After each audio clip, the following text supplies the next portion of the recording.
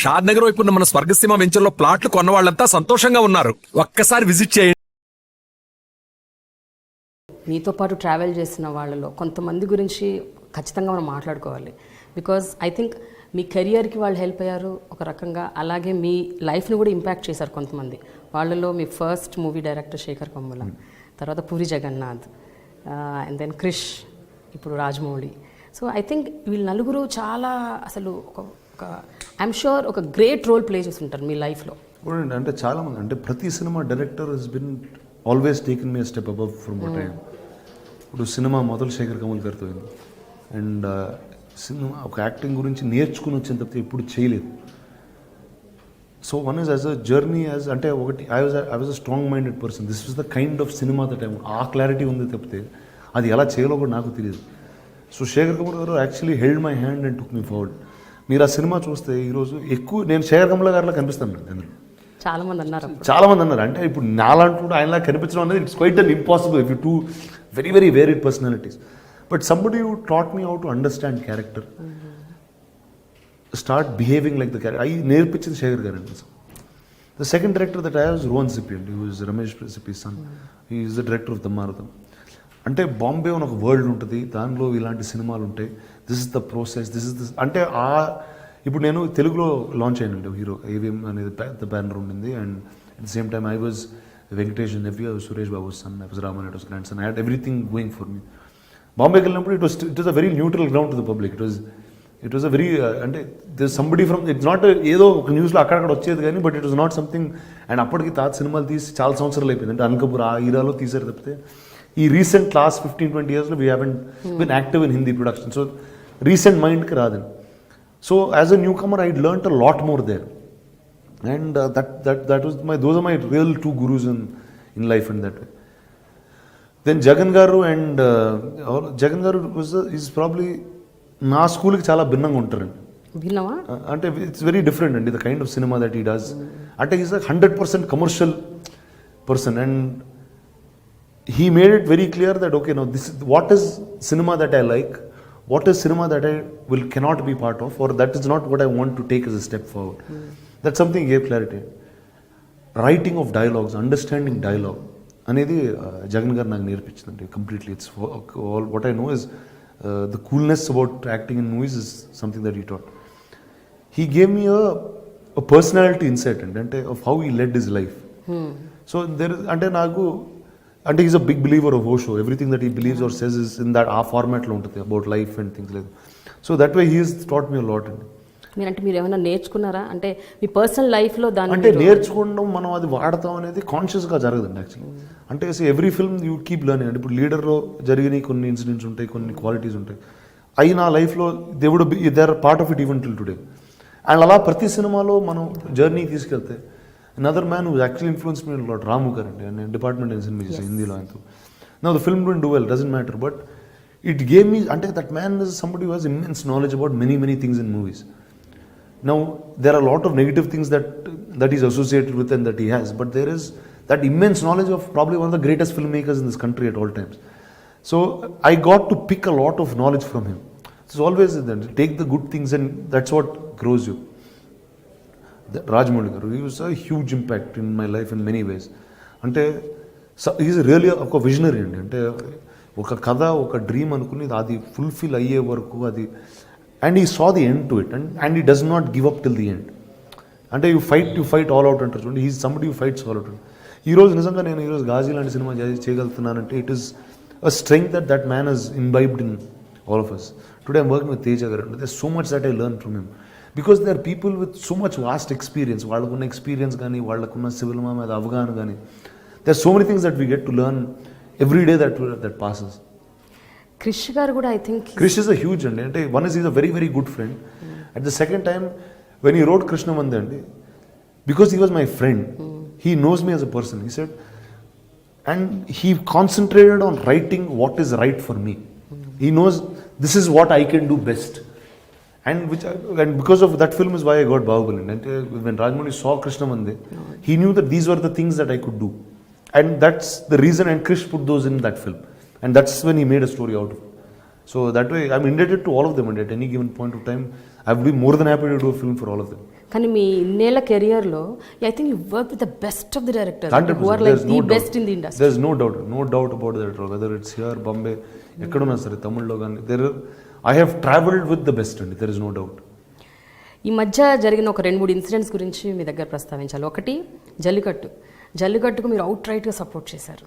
మీరే కాదు, I think entire film fraternity were supporting Jallikattu. ఒకటండి, నేను అంటే లైక్ లాట్ ఆఫ్ టైమ్స్ అండి, I did some on Twitter or lit ఫెస్ట్లో వెళ్ళినప్పుడు అడిగారు, both times I support. For me ఇప్పుడు నేను నిజంగా ఆ రూరల్ తమిళనాడులో పెరగలేదు, ఆ రూరల్ ఆంధ్ర బార్డర్స్లో ఇప్పుడు పెరగలేదు అంటే జల్లికట్టు నేను ఇప్పుడు చూడలేదు.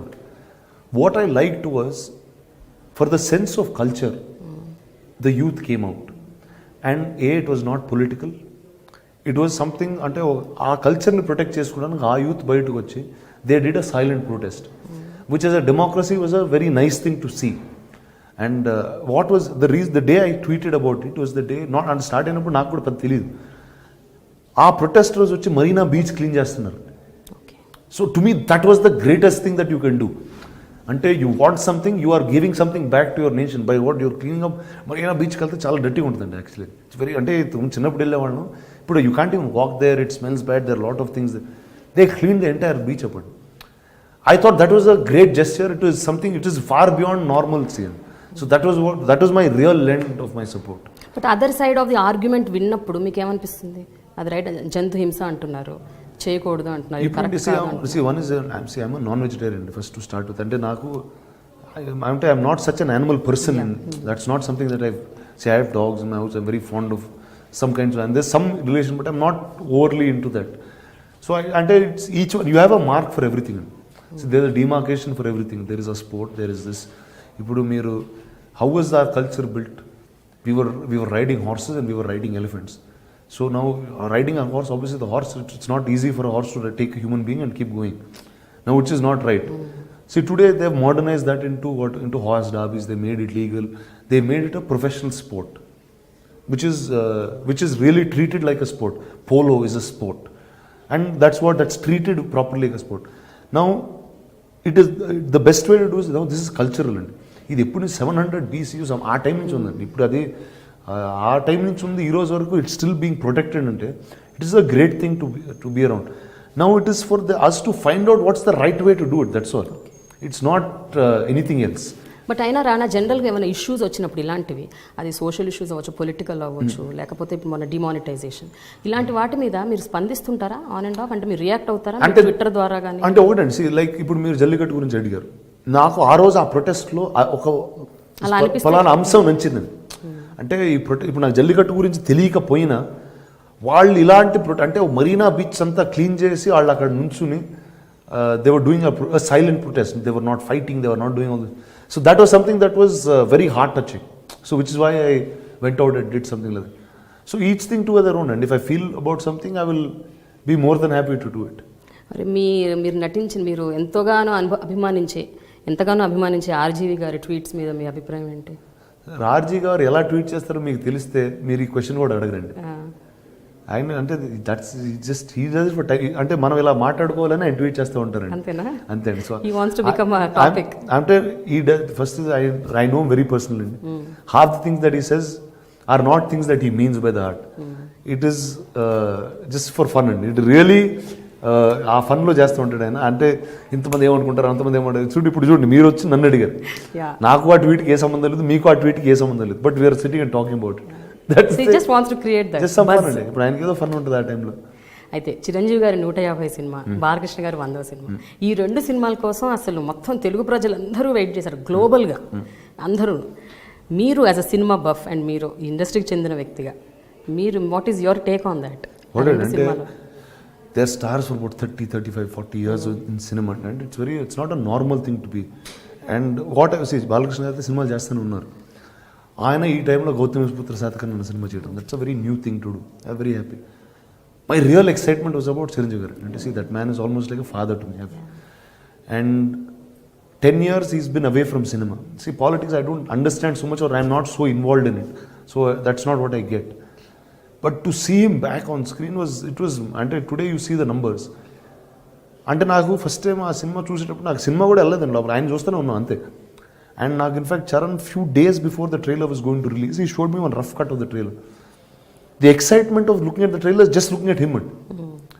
And you're seeing him after 7-10 years, which is a great feeling for one to have. And you're seeing him like the Chiranjeevi who left. You're not seeing him like, and he's not like he's become an old man, he's not like he's unfit, he's not like he doesn't dance, he's not, everything is at top notch. And that was my real excitement today. చాలా excite అయ్యారు Extremely excited for that.